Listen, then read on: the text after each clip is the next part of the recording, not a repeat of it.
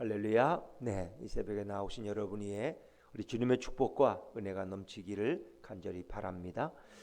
자, 이제 오늘 이 목요일 말씀은 십자가에 못 박히기 전날에 이루어진 일을 우리 기술해 주고 있는데, 물론 이 본문에는 유월절 만찬을 시작하기 전에 예수님께서 유대인들의 습관을 따라 식사하기 전에 손을 닦고 또 제자들의 발을 씻기는 장면은 여기에는 생략되어 있습니다. 그러나 요한복음에 보면 예수님께서 친히 대야에 물을 가져다가 제자들의 발을 하나씩 씻겨주셨던 말씀이 있습니다. 자, 오늘 본문에는 제자들을 시켜서 이제 유월절 음식을 준비하게 합니다. 성내로 들어가서 어느 집에 가서 주님께서 여기서 유월절 식사를 하시겠다 이렇게 말씀하시면 그들이 준비할 것이다. 그래서 어떤 넓은 집을 얻어서 거기에 유월절 만찬의 음식과 그 자리를 준비하게 하십니다. 자, 오늘 본문에는 특별히 가룟 유다가 앞으로 배신자가 될 것에 대해서도 예수님은 말씀하십니다. 그리고 떡과 포도주를 드시면서 놀라운 비밀을 말씀하시죠. 그래서 오늘 우리가 읽은 본문의 중심은 역시 우리가 성찬식 때 주로 행했던 그런 말씀들이죠. 그러나 이 말씀은 바로 유월절 만찬에서 예수님이 하신 말씀입니다. 자, 우리 26절 말씀을 한번 다시 읽어보시죠. 26절입니다. 시작.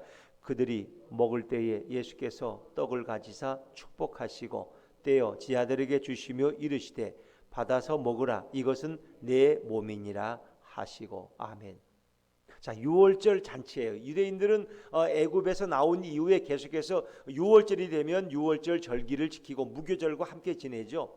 무교절이라는 것은 누룩이 없는 딱, 효모를 넣지 않는 떡을 먹는 거죠. 그래서 그들이 너무 급했기 때문에 애굽에서 바로 나와야 되기 때문에 누룩을 넣어서 그걸 이렇게 부풀릴 시간이 없어요. 그래서 그냥 맨 누룩이 없는 떡을 반죽만 해서 짐에 싸가지고 뛰어나오는 거예요. 그리고 가면서 그 누룩 없는 떡을, 그 맛없는 떡을 먹는 거예요. 이것은 애굽에서의 고난을 의미하는 것이고, 우리가 애굽에서는 얼마나 나올 때 급하고 다급하고 얼마나 위험한 순간이었느냐, 그리고 고난과 역경 속에 우리 주님이 우리를 어떻게 보호하셨는가 하는 것을 기억하면서 그들은 유월절이 되면, 우리로 보면 8.15 해방절이죠. 우리가 일본에서 어떻게 해방됐느냐, 우리가 애굽에서 어떻게 나왔느냐, 자유를 얻었느냐, 그것을 기억할 때마다 그들은 뭐예요? 누룩 없는 떡을, 그 맛없는 떡을 먹이라는 건 이게 부풀려서, 이렇게 찐빵 같은 게 이렇게 부풀려서 이렇게 그런 거잖아요. 반죽은 작은데 나중에 이렇게 넣으면 이렇게 부풀어지잖아요. 그 누룩 때문에 그렇거든요.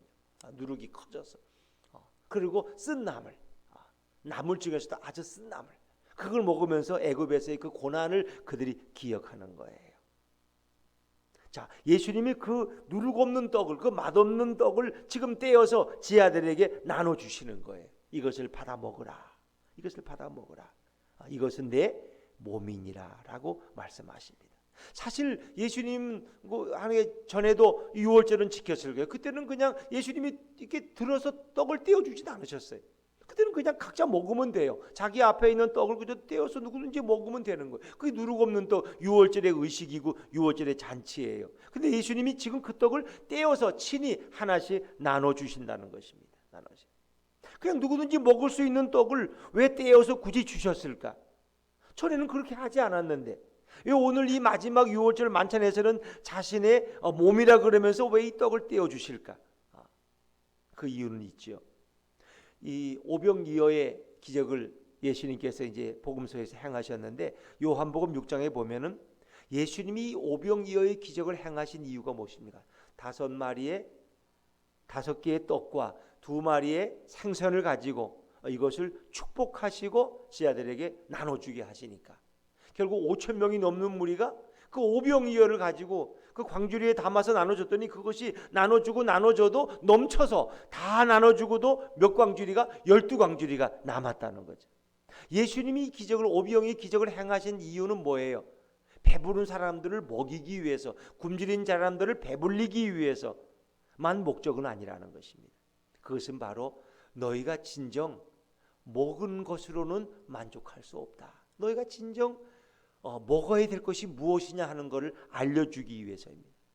요한복음 6장 35절에 예수님은 그 오병이어 기적을 행하신 후에 이런 말씀하세요. 예수께서 가라사대 내가 곧 생명의 떡이니 내게 오는 자는 결코 줄이지 아니할 것이다. 나를 믿는 자는 영원히 목마르지 아니할 것이다. 예수님의 관심은 생명의 떡에 있었다는 것입니다. 바로 자기 자신을 바라보게 하는 것입니다. 왜? 그 15,000명의 무리, 여인들 아이들까지 합치면 15,000명이 넘는 무리들은 예수님이 또 언제 떡을 주실까? 저분만 따라다니면 떡 걱정은 안 해도 되겠어. 오늘 말하면 쌀 걱정은 안 해도 돼. 먹고 사는 거는. 왜? 예수님이 다 이렇게 기적 한번 행하시면 오병이어만 있으면 다 먹고 사니까. 12광주리씩 남기니까. 사람들의 관심은 물질적 이 물질에 먹는 음식에 관심이 있지만 예수님의 관심은 영원한 생명에 있었다는 거죠. 이 사람들은 아무리 먹어도 어떻게 해요? 아침에 아무리 2그릇 먹어도 또 저녁 때 되면 배고프잖아요. 아무리 물을 많이 마셔도 또 목마르잖아요. 그게 인생이라는 거예요. 너희가 아무리 먹고 아무리 마셔도 너는 역시 세상에는 만족이 없다. 이것이 바로 인생이라는 거예요. 진정 찾아야 할 떡은 뭐냐? 바로 생명의 떡이라는 것입니다. 그렇죠? 여러분 우리가 늘 행복하십니까? 더구나 이렇게 경제가 발전한 나라일수록 행복도가 낮다는 거 아세요? 제일 행복한 사람들은 저 아프리카의 가난한 사람들이 제일 행복해. 그 사람들은 아침도 제대로 못 먹고 하루 3끼도 먹고 2끼만 먹어. 그래도 제일 행복하대. 가난한 사람들. 오히려 부유하게 사는 선진국 사람들은 너무 생각이 많아. 뭘 먹어도 이거 가지고 되겠어? 뭘 더 가치 있는 거, 더 영양가 있는 거, 더 새로 나온 거 이런 걸 찾지. 그게 먹어도 불평이야. 먹어도. 그럼 집에 먹을 게 없어요? 먹을 거 많잖아요. 근데 먹으면서도 아이들은 불평이야. 맛이 없다 어쩌다 왜 이걸 안 해주냐. 그렇다고 그걸 해주면 잘 먹는 것도 아니야. 또 친구하고 또 빵 먹고 와서 배부르대 안 먹겠대. 이 인간은 만족이 없다는 거예요. 부영 아파트 여러분 사시면 다 행복해요? 여러분이 어려울 때 지하실 방에서 월세 몇만 원씩 내고 살던 옛날도 있었을 거예요. 몇십 년 전에. 그러면 이 아파트 같은 데 한번 들어가서 내 집에 살면은 그냥 세상에 부족한 게 없을 것 같아. 그래서 부영 아파트를 분양받아가지고 들어왔어요. 그럼 행복하세요? 아주 만족하세요? 아니잖아요. 여러분 지금도 불만이 많잖아요. 뭐가 또 더 있어야 되고 더 있어야 되고 아들 장계 보내야 되고 집도 또 하나 해줘야 되고 또 딸 또 시집 가는데 또 거기도 집 하나 해줘야 되는데 그게 못해서 마음이 아프고 여러분 늘 이렇게 마음이 아프잖아요. 불만스러운 게 많잖아요. 그러니까 먹고 마신다고 만족하는 게 아니라는 거예요. 인간은 아무리 많이 마셔도 아무리 많이 가져도 인간은 만족이 없다는 거예요. 왜? 어찌 보면 물은 소금물처럼 그래서 토목마르다는 거예요. 여러분 소금물 마시면 토목마르잖아요. 왜? 사람은 육체적인 동물이 아니라 영적인 존재이기 때문에. 여러분 집에 있는 개는 그저 배부르면 만족하고 또 하품하면서 한잠 자고 나면 너무 행복해 개는. 근데 사람은 아니야. 배부르면 또 그게 불편해. 왜 이렇게 내가 많이 먹었지? 먹고 싶은 게 또 있는데. 많이 먹으니까 그냥 눕지도 못하고 이거 죽겠어 그냥. 배불러. 산책이나 하고 와야지. 또 그것도 고민이야 또 배불러도. 살찌면 또 살 빼러 또 가야 돼. 헬스클럽에 또 산책을 가든지. 왜? 먹어서 또 걱정이고. 살찌면 또 살쪄서 걱정이고 어떡하자는 거야. 그럼 굶으면 또 배고파서 또 못 살겠고. 그 인간은 육적인 거에는 만족이 없다는 거예요. 아무리 좋은 환경에 갖다 놔도 인간은 하루도 만족이 없어요. 또 불평이 터져 나오는 거예요. 아무리 좋은 데 갖다 놔도 아무리 미인하고 살면 불평이 없겠어요? 우리 아내 같은 미인이 어디 찾기 쉬워요? 그럼 제가 불평이 없어요? 저는 미인하고 40년을 살았는데. 그래서 저도 불평이 많다니까요. 불만이 많고. 우리 아내는 조금 반찬을 좀 더 맛있게 해야 되는데 좀 밥을 좀 더 잘해줘야 되는데 왜 이렇게 늦게 와서 밥을 안 줄까? 저도 불평이 많아요. 아무리 미인하고 살아도. 그러니까 또 미인이란 말에 시험 들지 마세요. 사모님이 무슨 미인이야 나보다 못생겼는데. 맞아요. 다 자기가 미인이라고 생각하면 미인인 거야. 그냥 나도 그렇게 속고 사는 거야. 미인인 줄 알고. 여러분 인간에게는 육적으로는 만족이 없다는 것입니다. 그래서 예수님은 결국 너희가 먹어야 될 떡은 바로 나 자신이라는 거예요. 예수 자신이라는 거예요. 요한복음 6장 41절에 보니까 자신을 가리켜 하늘에서 내려온 떡이라고 예수님 말씀합니다. 너희 나를 먹으라. 내가 바로 생명의 떡이다. 내가 하늘에서 내려온 떡이다. 사람들이 어떻게 예수가 마리아 목수 요셉의 아들인데 어떻게 자기가 하늘에서 내려왔대? 비행기 타고 내려왔나? 근데 예수님은 하늘에서 내려온 게 맞아요. 하나님의 보좌를 버리고 마리아의 몸을 통해서 이 땅에 성령으로 인기됐으니까 하늘에서 오신 거죠. 사람들이 그걸 몰라. 그 비밀을 모르기 때문에. 어떻게 자기를 먹으래? 그렇다고 뭐 예수님이 그들이 식인종이 돼서 자기를 뜯어먹으라는 말씀은 아니잖아요. 그러나 예수님은 바로 자신을 믿고 이제 십자가의 자신의 죽음을 통해서 너희가 새로운 생명을 얻게 될 것을 말씀하시는, 요한복음 6장 48절 이하에 보면 내가 곧 생명의 떡이라 너희 조상들은 광야에서 만나를 먹어서도 죽었거니와, 그러면서 말씀하세요. 나는 하늘로부터 온 떡이니, 나는 하늘에서 내려온 산떡이니 사람이 이 떡을 먹으면 영생하리라. 나를 먹으면 너희가 영원히 살 것이다. 사람들이 아니 어떻게 사람을 먹어? 우리가 식인종도 아니고. 자, 예수님은 오늘 이 마지막 만찬의 자리에서 떡을 떼어서 축사하시고 떼어 제자들에게 주시는 것입니다. 받아 먹으라. 이것이 곧 나다. 나를 먹으라. 이 말씀이에요. 다시 말하면 이것은 십자가에서 내 찢긴 살을 먹으라. 내가 흘린 이 보혈을 마시라. 너희가 이 떡을 먹고 이 피를 마시면 모든 죽음이 사라질 것이다. 할렐루야. 너희가 모든 죄와 절망을 담쌓고 살게 될 것이다. 너희의 좌절이 희망이 될 것이고 너희에게 모든 악령들이 떠나가게 될 것이다. 너희의 모든 질병이 사라질 것이다. 너희가 내 살을 먹고 내가 십자가에서 찢긴 내 살을 너희가 먹고 내가 십자가에서 흘린 이 내 피를 너희가 마시면 너희의 모든 불안과 염려와 근심이 다 사라질 것이다. 너희가 이제 새로운 인생, 새로운 소망과 새로운 영생의 축복을 누리게 될 것이다. 주님 말씀하시는 거예요. 자, 우리 26절 말씀을 한 번 더 읽어볼까요? 26절입니다. 시작. 그들이 먹을 때 예수께서 떡을 가지사 축복하시고 떼어 제자들에게 주시며 이르시되 받아서 먹으라. 이것은 내 몸이니라 하시고. 자신의 몸을, 이것이 자신의 몸이래. 여기서 6월절 그 누룩 없는 떡을 떼가지고 이것은 내 몸이니까 이것을 받아서 먹으라. 받아서 먹으라. 오히려 예수님께서 자신의 몸을 먹으라 그러니까 잘 이해가 안 되는데, 오히려 이것은 내 몸이니 이것을 믿으라 하면 오히려 우리는 이해가 될 거예요. 이거 믿으라. 이것은 내 살이다. 이것을 믿으라. 근데 예수님은 그렇게 말씀하죠. 이것을 먹으라. 그리고 이것을 마시라는 것입니다. 마시라는 거예요. 자, 우리가 어떻게 이 예수님의 살을 먹을 수 있을까요? 물론 우리가 6월절 만찬에 떡, 우리가 성찬 때 떡은 먹을 수 있지만은 예수님을 어떻게 먹을 수 있고 예수님의 피를 어떻게 마실 수 있습니까? 자, 그 말씀은 결국 예수님을 영접하라는 말씀이겠죠. 그리고 예수님이 내 안에 내 인생의 주인이 되게 하라는 거예요. 예수님의 이 떡을 그냥 성찬식에 떡을 먹는다고 끝나는 것이 아니라 정말 예수님의 피를 마시고 떡을 먹는다는 것은 그분이 내 속에 들어가서 내 피가 되고 내 살이 되게 하라는 거예요. 주님의 살과 피가 내 안에서 나와 섞여서 내가 주님 안에 있고 주님이 내 안에 있다는 것을 의미하는 거죠. 그러니까 같이 살면서도 우리가 늘 따로 뭐 이렇게 살죠. 물론 뭐 방에서도 불편하면 방도 따로 쓰고 또 그렇게 하지만 밥은 같이 먹었지만 잠은 따로 자고 또 따로 생활하면서 이렇게 이럴 수도 있어요. 근데 정말 우리가 부부가 진정으로 하나 된다는 건 뭘 의미하는 것일까? 꼭 부부가 뭐 한 몸이 되듯이 무슨 부부의 관계를 해서 한 몸이 되는 건 아니잖아요. 뭐 그것이 중요한 필요하지만은 또 우리가 정말 부부가 정말 하나가 된 부부는 거의 생각도 비슷할 수 있어요. 그리고 상대를 마음껏 포용하고 또 상대를 용서하고 받아들이는 거예요. 우리가 정말 내가 예수님 안에, 예수님이 내 안에 있다면 얼마나 좋을까. 그래서 사도 바울은 갈라디아서 2장 20절에 그런 고백하죠. 내가 그리스도 안에, 그리스도가 내 안에. 우리가 어떻게 그럴 수 있을까? 바로 그것은 바로 예수님의 살과 피를 우리가 먹고 마심으로써 예수님과 내가 하나가 되라는 것을 의미하는 게 아닐까요? 우리는 수없이 성찬식을 행하면서도 예수님을 내 인생의 주인으로 모시지 못하고 살아갈 때가 많이 있습니다. 정말 예수님이 내 인생의 주인 되시고 그분의 피가 내 피가 되고 그분의 살이 내 살이 된다면 예수님과 나는 하나가 되는 것 아닐까요?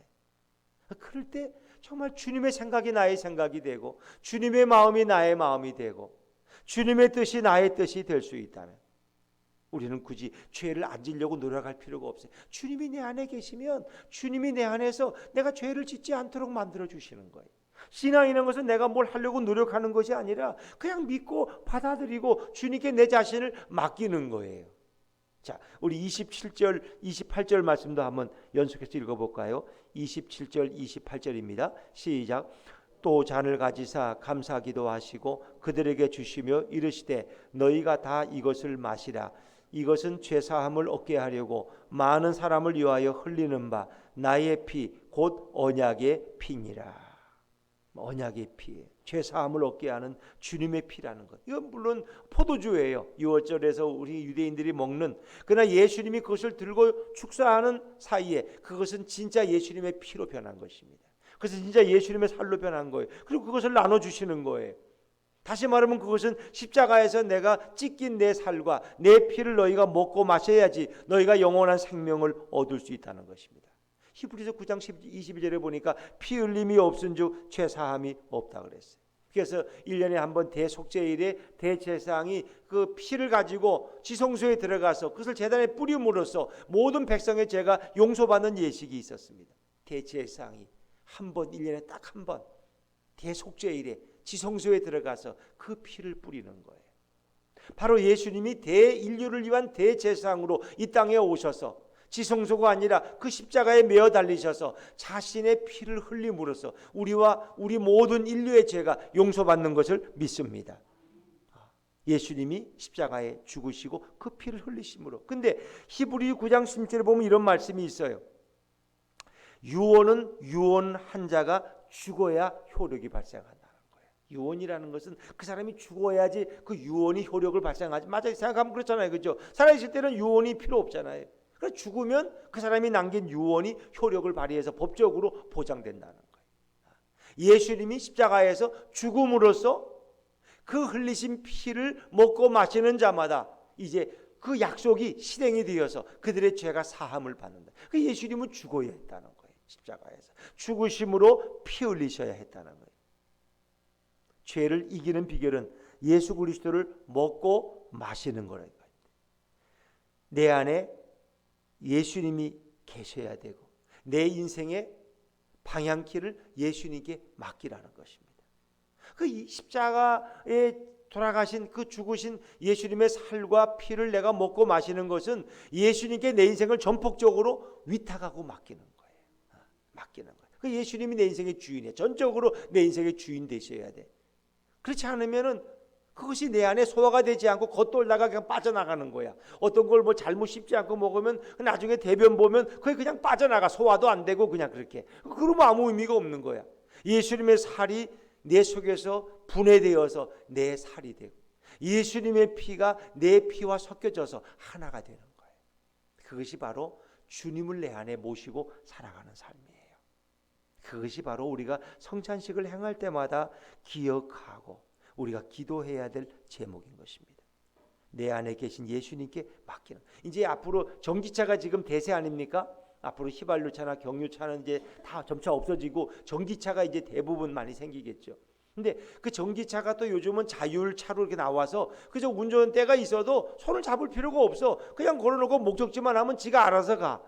근데 이렇게 자율차가 지금도 나오지만은 사람들이 자율차를 쓰지 못하는 게 왜? 불안해서 못 믿어서. 이 자율차에게 맡겨놓고 신문이나 보고 이렇게 스마트폰이나 보다 보면 목적지에 도착했습니다. 그러면 좋은데 불안해서 눈을 뗄 수가 없어. 이러면 차를 믿을 수가 있어야지. 마치 제가 처음 이렇게 운전을 하다가 어디 이제 저 양평에 있을 때도 강원도 이렇게 뭐 강릉이나 속초를 갔다 올 때가 있어요. 그 예전엔 길이 좀 험해요. 그러면 가끔 너무 피곤해 눈이 가서 제 아내한테 이렇게 운전대를 맡겨요. 운전면허는 있으니까. 그리고 운전을 또 했으니까. 근데 제가 아내에게 맡겨놓고 눈을 감을 수가 없다는 거 아세요? 강원도 길이 왔다 갔다 하잖아요. 대관령길이. 아이고 떨어지는 것 같아. 난 아직 죽을 때가 안 됐는데. 아이고 이거 99곡에 이 떨어지면 큰일 나는데. 눈을 못 감겠어. 그래서 피곤해도 내가 운전하는 게 낫지. 아내한테 맡겨놓으면 못 믿어서. 근데 지금은 좀 이제 몇십 년 살다 보니까 이제는 맡겨. 우리 아내도 나만큼 운전을 잘하는구나. 몇 번 사고 낸 거 외에는 잘해요. 근데 어떨 때는 눈을 못 감겠어. 뭐 나보다 더 과속을 하네. 아니 뭐 이렇게 차를 달리지 좀 천천히 가. 내가 달리면 자기가 불안해서 그러고, 아내가 달리면 내가 요즘 여자가 뭐 이렇게 거칠어, 운전을 좀 천천히 해야지. 예? 이거 못 믿겠어. 그거예요. 예수님께 못 맡겨 내 인생의 이 키를. 왜? 내가 주관해야, 내가 생각이 있는데. 예수님 알아서 하세요. 저 주님이 죽이든 살리든지 말아서 하세요. 이렇게 맡겨야 되는데, 그럼 주님이 인도하시는데, 죄를 안 지려고 막 애쓰고 노력하고 몸부림치면 죄를 안 짓는 게 아니라 결국 피 흘리면서 죄를 져. 아이고, 내가 마음이 안해서 안 되겠네요. 마음은 어디 육신이 약해. 근데 예수님이 그냥 맡겨. 죄를 짓든지 말든지 주님이 알아서 하세요. 내 안에 주님이 계시는데 뭐 내가 짓나 주님이 지시지. 그 주님이 나를 죄 안 짓도록 보호하신다. 그 화를 내야 될 자리인데 화가 안 나. 오늘은 좀 화를 좀 내야 되는데 그냥 마음이 자꾸 좋아. 그냥 웃음이 나와. 당신 화를 내도 화도 안 내고 웃느냐고. 글쎄 내 안에 계신 예수님이 자꾸 이렇게 기쁨만 주시네. 어떡하지 나는 지금. 모욕을 당해도 마음이 기쁘고 행복하고. 왜? 예수님이 화를 안 내게 하시는 거예요. 화를 내면 또 한판 싸울 텐데. 그게 뭐냐 말이에요. 예수님을 내 안에 모신 사람의 특징이라는 거예요. 주님의 살을 먹고 마심으로써 그 피와 살이 내 몸에 용해 되어서 내 영양분이 되고 내 살이 되고 내 피가 되게 하는, 마치 코카콜라를 만든 그 사람은 자기 몸에 뭐 코카콜라가 흐르고 있다고 그러면서 선전하고 다니. 우리 몸에는 예수님의 피가 흐를 수 있기를 주의 이름으로 축원합니다. 예수님의 피가 내 안에 흐르. 예수님과 내가 하나가 되는 거야. 용해가 되지 않고 늘 따로 살면은 평생 싸워. 평생 부부가 그냥. 왜? 너는 너고 나. 저런 사람하고 내가 어떻게 살지? 아이고, 저 사람은 내 생각하고 모든 게 반대고. 나는 산에 가자면 저 사람 바다로 가자 그러고. 한 번도 우리 일치한 적이 없어. 예? 그럴 수 있어. 따로 노는 거야. 따로 계속 싸우는 거고. 불편한 거죠. 그런데 정말 예수님이 내 안에 내 살이 되고 내 피가 되신다면, 우리가 성찬시대에 먹는 그 주님의 살과 피는, 그것이 우리가 정말 주님의 살이고 주님의 피임을, 십자가에서 찢기고 흘리신 그 피와 살임을 우리가 믿고 고백하면서 그것을 먹고 마실 때, 이제 주님이 내 안에서 나를 주관하시고 나를 인도하시는 삶이 될 줄로 믿습니다. 바울이 사실은 이 6월절 만찬의 자리에는 바울이 없었어요. 근데 바울이 나중에 이제 다메섹도상에서 부름을 받았지만은 그런 이 사실을 계시로 너무나 잘 알아요. 그래서 바울이 쓴 고린도전서 11장 26절에 이런 말씀이 있어요. 너희가 이 떡을 먹으며 이 잔을 마실 때마다 주의 죽으심을 오실 때까지 전하는 것이니라. 이 성찬을 행하는 것은 주님의 죽으심을 오실 때까지 전하는 것이라. 주의 죽으심이 뭐예요? 바로 십자가라는 거예요. 성찬의 중심은 바로 십자가입니다. 십자가에서 우리를 위해서 내어주신 그분의 살과 그분의 피를 오늘도 먹고 마시면서 그 십자가의 복음을 전하는 것이고, 예수님을 내 인생의 주인으로 새롭게 모시는 결단의 시간인 것입니다.